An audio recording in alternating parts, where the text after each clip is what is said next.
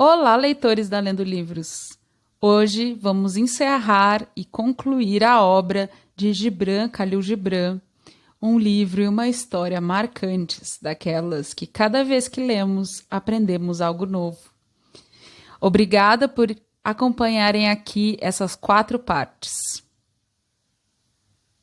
O Profeta, de Gibran Khalil Gibran, parte 4. E um dos anciãos da cidade disse: Fala-nos do bem e do mal. E ele respondeu: Do bem dentro de vós eu posso falar, mas não do mal. Pois o que é o mal além do bem torturado por sua própria fome e sede? Em verdade, quando o bem está com fome, busca alimento, mesmo nas cavernas escuras, e quando tem sede, bebe até mesmo das águas paradas. Quando sois bons, sois inteiros. Mas quando não sois inteiros, não sois maus. Pois uma casa dividida não é um esconderijo de ladrões, é apenas uma casa dividida. E um barco sem leme pode navegar sem rumo entre os perigosos rochedos, mas não afundar. Sois bons quando buscais dar de vós mesmos, mas não sois maus quando buscais obter para vós mesmos. Pois quando lutais para ganhar, sois apenas uma raiz ligada à terra que suga no seu seio. Certamente os frutos não podem dizer à raiz: seja como eu, maduro, completo e sempre generoso da vossa abundância. Pois o fruto, dar é uma necessidade, como receber é uma necessidade para a raiz. Sois bons quando estáis totalmente conscientes em vosso discurso, mas não sois maus quando dormis, enquanto vossas línguas tropeçam sem sentido. E mesmo discurso hesitante pode fortalecer uma língua fraca. Sois bons quando caminhais para o vosso objetivo com passos firmes e corajosos. Mas não sois maus quando andais mancando. Mesmo aqueles que mancam não andam para trás. Mas vós que sois fortes e ligeiros, não mancai na frente dos mancos, julgando que isto é bondade. Sois bons de incontáveis formas, e não sois maus quando não sois bons. Estais apenas atrasados e com preguiça. É uma pena que os servos não possam ensinar a velocidade às tartarugas. Em vossa aspiração pelo vosso ser gigante está a vossa bondade, e esta aspiração está em todos vós. Porém, em alguns de vós, esta aspiração é uma torrente correndo vigorosamente para o mar, levando os segredos das montanhas e as canções das florestas. Em outros, é um riacho calmo que se perde em curvas. Se dobra e demora para chegar à praia. Mas aquele que aspira muito, diga para aquele que aspira pouco: por que és vagaroso e hesitante? Pois apenas os verdadeiramente bons não perguntam aos desnudos: onde estão tuas vestes? E aos que não têm lar: o que aconteceu com a tua casa? Então uma sacerdotisa disse: fala-nos da prece. E ele respondeu dizendo: vós rezais quando estáis preocupados e necessitados. Deveis também rezar quando estáis na plenitude da vossa alegria e em vossos dias de abundância. Pois o que é a prece senão a expansão de vós mesmos no éter divino? E não é apenas para vosso conforto derramar vossa escuridão no espaço, mas é também para vossa delícia derramar a aurora do vosso coração. E, se só conseguis chorar quando vossa alma vos chama para orar, ela vai vos estimular, mesmo chorando, até que sorrieis. Quando rezais, o fazeis para encontrar no ar aqueles que estão rezando nesta mesma hora, e aqueles que só encontrareis na oração. Portanto, que a vossa visita ao templo invisível seja apenas pelo êxtase e a doce comunicação.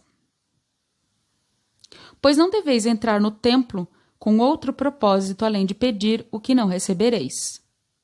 Se não entrardes no templo para humilhar-vos, não sereis elevado. E mesmo se entrardes no templo para pedir pelo bem dos outros, não sereis ouvido. Já é suficiente que entreis no templo invisível. Não posso ensinar-vos as palavras para rezar. Deus não escuta vossas palavras, exceto as que Ele mesmo pronuncia através dos vossos lábios. E não posso ensinar-vos a prece dos mares, das florestas e das montanhas. Mas vós nascestes nas montanhas, nas florestas e nos mares. Podereis encontrar suas preces em vosso coração. E se ouvirdes no silêncio da noite, os escutareis dizendo em silêncio. Abre aspas. Nosso Deus, que viveis em nosso ser alado, é vossa vontade em nós que quereis. É o vosso desejo em nós que desejais. É o vosso estímulo em nós que vira vossas noites, que são vossas em dias, mas também são nossos. Não podeis nos pedir nada, pois conheceis nossas necessidades antes que surjam em nós. Sois nossa necessidade, e nos dando mais de vós mesmo, vós nos dais tudo. Fecha aspas. E um eremita que visitava a cidade, uma vez por ano, veio à frente e disse: Fala-nos do prazer. E ele respondeu dizendo: O prazer é uma canção de liberdade, mas não é a liberdade. É o florescer dos vossos desejos, mas não é o seu fruto. É uma profundeza que atinge uma altura, mas não é o profundo nem o alto.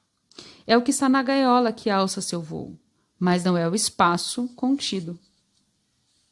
Sim, em verdade, o prazer é uma canção de liberdade. E como gostaria que cantasseis com todo o vosso coração, mas não gostaria que perdesseis vossos corações na canção. Alguns de vossos jovens buscam o prazer como se ele fosse tudo, e são julgados e reprimidos. Eu não os julgaria ou reprimiria, eu faria com que buscassem. Pois eles encontrarão prazer, mas não apenas ele. 7 são suas irmãs, e a mais insignificante é mais bonita que o prazer. Já não ouvistes falar do homem que escavava em busca de raízes e encontrou um tesouro? E alguns dos vossos anciãos lembram-se dos prazeres com arrependimento, como se fossem erros cometidos durante a bebedeira.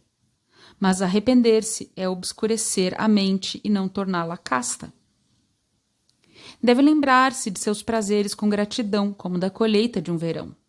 Porém, se o arrependimento os conforta, deixai que sejam confortados. E há aqueles entre vós que não são jovens para buscar, nem velhos para lembrar. Em seu medo de buscar e de lembrar-se, evitam todos os prazeres, temendo negligenciar o espírito ou ofendê-lo. Mas mesmo evitar é seu prazer. E assim, eles também encontram um tesouro, apesar de cavarem buscando raízes com suas mãos trêmulas.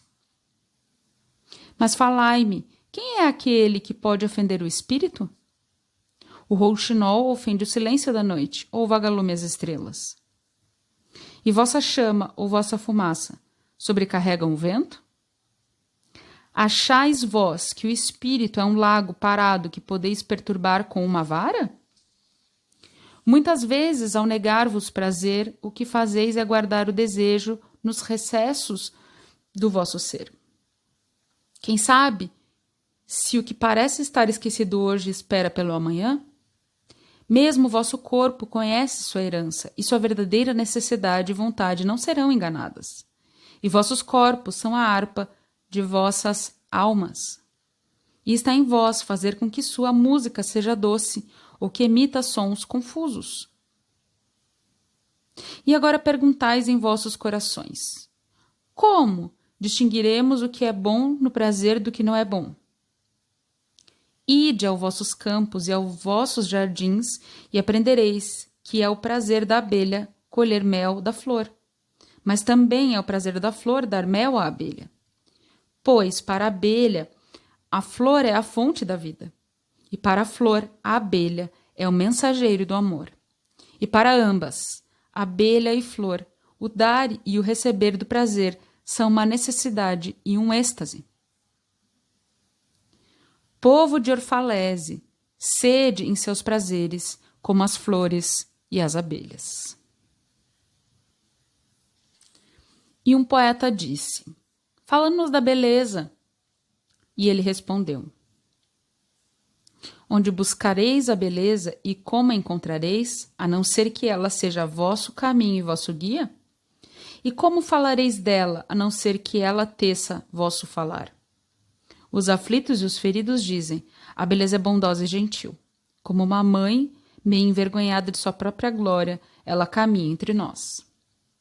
E os apaixonados dizem: não, a beleza é uma coisa de poder e horror. Como a tempestade, ela sacode a terra embaixo de nós e o céu acima. Os cansados e extenuados dizem: a beleza murmura docemente, ela fala ao nosso espírito. Sua voz ilumina nossos silêncios como a fraca luz que tremula no medo da escuridão. Mas os incansáveis dizem: nós a ouvimos gritar entre as montanhas. E com seus gritos vieram os sons dos cascos e o bater das asas e o rugir dos leões. À noite, os sentinelas da cidade dizem: a beleza surgirá com a aurora do leste. E ao meio-dia, os trabalhadores e os caminhantes dizem: nós a vimos inclinando-se sobre a terra pelas janelas do crepúsculo. No inverno dizem os que estão cobertos de neve: ela virá com a primavera saltitando sobre as colinas. E no verão, os camponeses na colheita dizem: nós a vimos dançando com as folhas do outono e vimos neve em seu cabelo. Todas essas coisas os dissestes da beleza, mas na verdade só falastes dela as necessidades não satisfeitas. E a beleza não é uma necessidade, mas sim um êxtase. Não é uma boca que tem sede, nem uma mão vazia estendida para frente, mas um coração inflamado e uma alma encantada. Não é a imagem que veríeis, nem a canção que ouviríeis, mas uma imagem que vedes, apesar de vossos olhos estarem fechados, e uma canção que ouvieis, apesar de vossos ouvidos estarem surdos. Não é a seiva dentro da casca sulcada, nem uma asa ligada a uma garra, mas um jardim sempre em flor e um bando de anjos sempre em voo. Povo de Orfalese, a beleza é vida quando a vida revela sua face sagrada. Mas vós sois a vida e vós sois o véu. A beleza é a eternidade mirando-se num espelho. Mas vós sois a eternidade e vós sois o espelho. E um velho sacerdote disse: fala-nos da religião. E ele disse: falei hoje de outra coisa? A religião não é todos os feitos e toda a reflexão, e que não é nem feitos nem reflexão, mas uma maravilha e uma surpresa que surgem continuamente da alma, mesmo quando as mãos talham a pedra ou trabalham no tear? Quem pode separar sua fé de suas ações ou sua crença de suas preocupações? Quem pode distribuir as horas à sua frente e dizer: isto é para Deus e isto é para mim? Isso é para minha alma e isso é para o meu corpo? Todas as vossas horas são asas que batem através do espaço de ser em ser. Seria melhor que aquele que usa sua moralidade como sua melhor roupa andasse nu. O vento e o sol não farão buracos em sua pele. E aquele que define sua conduta pela ética aprisiona seu pássaro que canta em uma gaiola. A canção mais livre não vem através das barras e arames. E aquele para quem a adoração é uma janela para ser aberta e também fechada, ainda não visitou a casa de sua alma, cujas janelas estão abertas da aurora até a aurora. Vossa vida diária é o vosso templo e a vossa religião. Quando entrardes nela, levai convosco o vosso todo.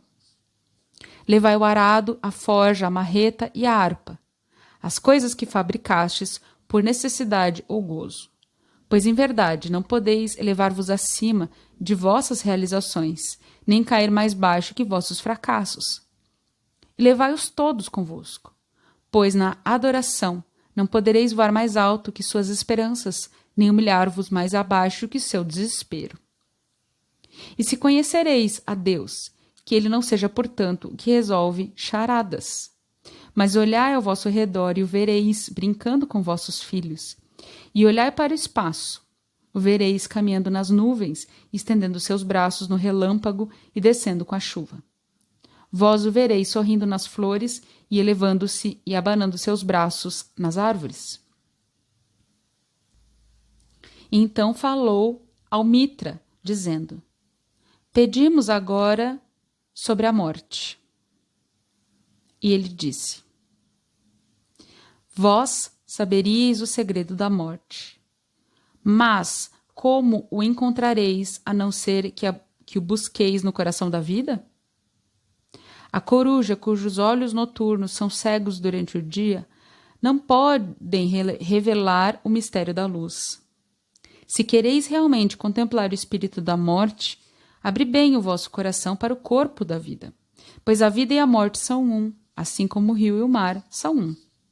Nas profundezas das vossas esperanças e desejos está vosso conhecimento silencioso do além. E como semente sonhando embaixo da neve, vosso coração sonha com a primavera. Confiai em vossos sonhos, pois neles estão escondidas as portas para a eternidade. Vosso medo da morte não é mais do que o tremor do pastor quando está perante o rei, cuja mão se estende sobre ele para honrá-lo. Não é verdade que o pastor está alegre sob seu tremor, pois vai usar a marca do rei? E não está ele consciente do seu tremor?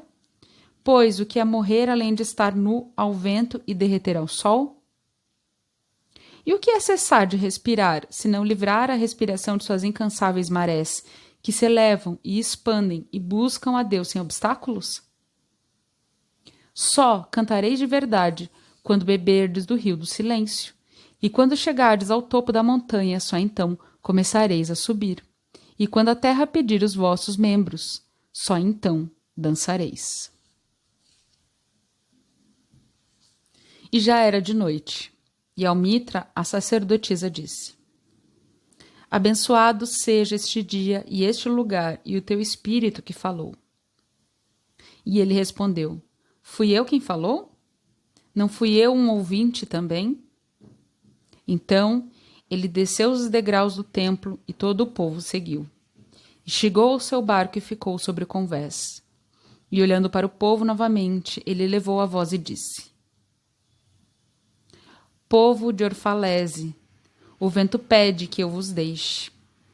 Menos apressado que o vento estou eu, mas ainda assim devo partir.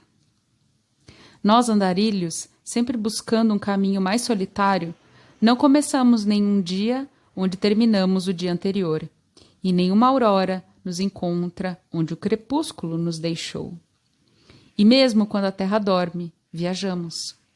Somos as sementes de uma planta tenaz, e é a nossa maturidade e a nossa integridade de coração que oferecemos ao vento e que são espalhadas. Breves foram meus dias entre vós, e ainda mais breves as palavras que disse. Mas, se a minha voz esmaecer nos vossos ouvidos, e meu amor desaparecer de vossa memória, voltarei, e com o coração mais rico, e com lábios mais generosos, ao Espírito falarei. Sim, retornarei com a maré, e apesar da morte poder esconder-me e o silêncio maior envolver-me, ainda assim vou buscar novamente a vossa compreensão. E não buscarei em vão. Se nada do que eu disse é verdade, a verdade se revelará em uma voz mais clara e em palavras mais próximas de vossos pensamentos. Parto com o vento, povo de Orfalese, mas não com vazio. E se este dia não é a realização de vossas necessidades e de meu amor, que seja então uma promessa até um outro dia. As necessidades do homem mudam, mas não seu amor, nem seu desejo de que seu amor satisfaça suas necessidades. Sabei, portanto, que retornarei do grande silêncio. A bruma que parte ao alvorecer, deixando apenas orvalho nos campos, levantar-se-á e juntar-se-á em uma nuvem e então cairá como chuva. E não tenho sido diferente da bruma. No silêncio da noite caminhei em vossas ruas e meu espírito entrou em vossas casas. E vossos corações bateram em meu coração. E vosso hálito soprou sobre a minha face e eu conheci todos vós. Sim, conheci vossa alegria e vossa dor e em vossos sonos foram meus sonhos. E muitas vezes estive entre vós, como um lago entre as montanhas. Refletiu os picos em vós, e as encostas íngremes, e até mesmo os rebanhos de vossos pensamentos e vossos desejos. E ao meu silêncio chegou o riso de vossos filhos em riachos, e o desejo de vossos jovens em rios. E quando chegaram a mim, os riachos e os rios não cessaram de cantar. Mas ainda mais doce que o riso, e maior que o desejo, veio a mim. O que era ilimitado em vós, o vasto homem dentro do qual sois apenas células e força. Ele em cujo cântico todo o vosso cantar é apenas um pulsar silencioso. É neste vasto homem que sois vastos. E foi contemplando-o que contemplei a vós e vos amei. Pois que distâncias pode o amor percorrer que não estejam dentro desta vasta esfera? Que visões, que expectativas e que suposições podem elevar-se acima daquele voo? Como um carvalho gigante coberto de flores de maçã, sua fragrância eleva-vos ao espaço, e em sua durabilidade sois imortais. Vos disseram que, como uma corrente, sois tão fraco quanto o vosso elo mais fraco. Mas é apenas meia verdade. Vós sois tão fortes quanto o vosso elo mais forte. Medir-vos pelo vosso menor feito é avaliar o poder do oceano pela fragilidade de sua espuma. Julgar-vos por vossos fracassos é culpar as estações por sua inconstância. Sim, sois como um oceano, e apesar de barcos com pesadas âncoras esperarem a maré em vossas praias, ainda assim, como o oceano, não podeis impedir vossas marés. Também como as estações sois vós, e apesar de negardes vossa primavera durante vosso inverno, ainda assim a primavera, repousando dentro de vós, sorri em sua preguiça e não é ofendida. Não pensais que digo estas coisas para que digam uns aos outros. Ele nos elogiou, ele viu apenas o bom dentro de vós. Apenas digo em palavras o que vós mesmos sabeis em pensamento. E o que é o conhecimento das palavras, senão uma sombra do conhecimento sem palavras? Vossos pensamentos e minhas palavras são ondas de uma memória oculta que mantém registros dos nossos dias passados e dos dias imemoriais, quando a Terra não nos conhecia nem conhecia a si mesma.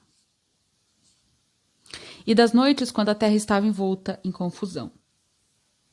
Os sábios vieram a vós para dar-vos sua sabedoria. Eu vim para levar vossa sabedoria. E eis que encontrei aquilo que é maior que a sabedoria. É a chama do Espírito em vós que reúne mais de si mesmo. Enquanto vós, inconscientes de sua expansão, reclamam do passar dos vossos dias, é a vida em busca da vida que teme o túmulo. Aqui não há túmulos. Essas montanhas e planícies são um berço e um degrau. Quando passardes sobre o campo onde enterrastes vossos ancestrais, olhai bem, e vereis a vós mesmos e a vossos filhos dançando de mãos dadas. Em verdade, muitas vezes estáis felizes sem saber. Outros vieram a vós com promessas douradas, e vós lhe destes riqueza, poder e glória. Dei menos que uma promessa, mas vós fostes ainda mais generosos. Me destes minha profunda sede de vida. Certamente não há presente maior para um homem do que aquele que transforma todos os seus objetivos em lábios sedentos e toda a vida em uma fonte. E nisso está minha honraria e minha recompensa. Quando vem à fonte para beber, encontra a própria água, viva e sedenta. E ela bebe a mim enquanto eu a bebo. Alguns de vós me considerastes orgulhoso e tímido demais para receber presentes. Realmente, sou muito orgulhoso para aceitar recompensas, mas não presentes. E apesar de eu ter comido frutas nas colinas, quando me convidastes a vossas mesas, e de ter dormido no pórtico do templo, quando teríeis me acolhido de bom grado, não foi a vossa consciência amorosa dos meus dias e minhas noites que tornaram a comida doce na minha boca e cingiram meu sono com visões? Por isso, eu vos abençoo. Vós dais muito e sabeis que não dais nada. Em verdade, a bondade que olha a si mesma no espelho transforma-se em pedra, e uma boa ação que chama a si mesma de nomes carinhosos torna-se o pai de uma maldição. E algum de vós chamaram-me de arredio e embriagado com a minha própria solidão. e dissestes: ela se reúne em conselho com as árvores da floresta, mas não com os homens. Ele senta-se sozinho no topo das colinas e olha para a nossa cidade. É verdade que subi as montanhas e caminhei por lugares remotos. Como vos poderia ter visto, a não ser a uma grande altura ou uma grande distância? Como pode-se estar perto realmente, a não ser que se esteja longe? E outros entre vós vieram a mim, não em palavras, e disseram: estranho, estranho, amante das alturas inatingíveis, por que vives tu entre os picos onde as águias fazem seus ninhos? Por que buscas o inatingível? Que tempestades prendes na tua rede e que pássaros vaporosos caças no céu? Vem e sê um de nós. Desce e mata a tua fome com o nosso pão e mitiga a tua sede com o nosso vinho. Na solidão de suas almas, eles me disseram estas coisas. Mas se a sua solidão fosse mais profunda, saberiam que eu apenas buscava o segredo de vossa alegria e de vossa dor, e eu cacei apenas vossos seres mais amplos que caminham no céu. Mas aquele que caçou também foi caçado, pois muitas de minhas flechas deixaram meu arco apenas para buscar meu próprio peito. E aquele que voou também rastejou, pois quando minhas asas se abriram ao sol, sua sombra sobre a terra foi uma tartaruga. E eu, aquele que crê, também duvidei, pois muitas vezes pus meu dedo em minha própria ferida para que eu pudesse ter maior fé em vós e maior conhecimento sobre vós. E é com esta fé e com esse conhecimento que digo: não estáis encerrados em vossos corpos, nem confinados às casas e aos campos. Aquele que é vós vive acima da montanha e vaga com o vento. Não é uma coisa que rasteja ao sol em busca de calor ou cava buracos na escuridão em busca de segurança, mas uma coisa livre, em um espírito que envolve a terra e se move no éter. Se essas palavras são vagas, não procurei esclarecê-las. Vago e nebuloso é o princípio de todas as coisas, mas não o seu fim. E gostaria que se lembrassem de mim como um começo. A vida é tudo que vive, é concebida na bruma e não no cristal. E quem sabe um cristal é apenas a bruma em decadência? Isto gostaria que lembrasseis ao lembrardes de mim. O que parece mais frágil e confuso em vós é o mais forte e o mais determinado. Não foi o vosso respirar que erigiu e fortaleceu a estrutura dos vossos ossos? E não foi o sonho que nenhum de vós lembra ter sonhado que construiu vossa cidade e criou tudo o que há nela? Se pudesseis ver apenas as marés daquele respirar, cessaríeis de ver todo o resto, e se pudesseis ouvir o murmúrio dos vossos sonhos, não ouvireis nenhum outro som. Mas vós não veis, nem escutais, e tudo está certo. O véu que encobre vossos olhos será levantado pelas mãos que o teceram, e a argila que enche vossos ouvidos será furada pelos dedos que a moldaram. E vós vereis, e vós ouvireis. No entanto, não lamentareis ter conhecido a cegueira, nem vos arrependereis de ter sido surdos, pois nesse dia conhecereis os propósitos ocultos em todas as coisas, e abençoareis a escuridão como abençoastes a luz.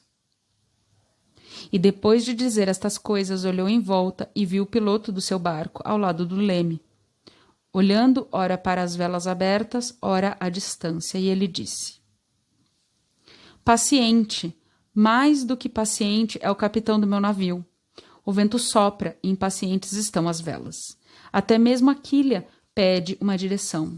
Ainda assim, calmamente, meu capitão espera meu silêncio. E estes meus marinheiros, que ouviram o coro do mar maior, também me ouviram com paciência. Agora não esperarão mais. Estou pronto. O riacho chegou ao mar e mais uma vez a grande mãe pega seu filho em seu colo. Adeus, povo de Orfalese, este dia terminou. Está se fechando sobre nós, como o lírio d'água sobre seu próprio amanhã. O que foi nos dado aqui, guardaremos.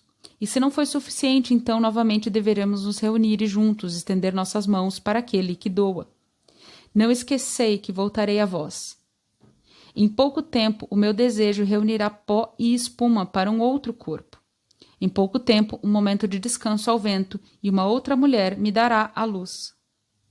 Adeus a todos e à juventude que passei convosco. Foi apenas ontem que nos encontramos em um sonho. Vós cantastes para mim em minha solidão, e de vossos desejos construí uma torre no céu. Mas agora nosso sono sumiu e nosso sonho acabou, e já não é mais aurora. O meio-dia está sobre nós, e nosso meio despertar transformou-se em dia, e devemos nos separar. Se no lusco-fusco da memória nos encontramos mais uma vez, falaremos de novo, e vós cantareis para mim uma canção mais profunda. E, se vossas mãos se encontrarem em outro sonho, construiremos outra torre no céu. Assim dizendo, ele fez um sinal aos marinheiros, que em seguida levantaram âncora e liberaram o barco das amarras e foram para o leste. E um grito surgiu do povo como de um único coração, levantando-se ao crepúsculo, e foi levado através do mar como uma grande trombeta. Apenas Almitra ficou silenciosa, olhando o barco até este desaparecer na bruma. E quando o povo se dispersou, ela permaneceu sozinha junto ao muro, lembrando em seu coração o ditado dele. Abre aspas. Em pouco tempo, um momento de descanso ao vento, e uma outra mulher me dará a luz. Fecha aspas. Fim.